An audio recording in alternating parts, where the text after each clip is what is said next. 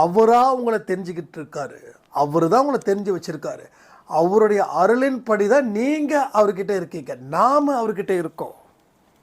So இதுதான் அந்த பாயிண்ட்டில் முதல் பாயிண்ட்டு. ரெண்டாவது, இப்போ வரைக்கும் நம்ம நினைக்கிறோம் ஏன் கடவுள் எனக்கு எதுவுமே செய்யலைன்னு. இதை பல பதிவில் சொல்லியிருக்கோம். இருந்தாலும் இந்த இடத்துக்கு இது கண்டிப்பாக சொல்லி ஆகணும்னு நான் நினைக்கிறேன். இப்போ வரைக்கும் அவருடைய வேலை இன்று வரை வரவில்லை. அவரோட வேலை இன்னைக்கு வரைக்கும் வரல. இன்னைக்கு வரைக்கும் அவரோட வேலை வரலன்னா அவர் உங்களுக்கு அருள் கொடுக்கல, பொருள் கொடுக்கல, ஒரு நல்ல ஸ்ட்ராங்கான வாழ்க்கை கொடுக்கல, நம்பிக்கை கொடுக்கல. அவர் என்னைக்கு கொடுக்குறாரோ அன்னைக்கு அவர் வேலை ஸ்டார்ட் ஆகுது. அப்போ ஏன் அவரோட வேலை இப்போ வரைக்கும் ஸ்டார்ட் ஆகலைன்னு நினைக்கிறீங்களா? கொஞ்சம் கமெண்ட் தட்டி விடுறீங்களா?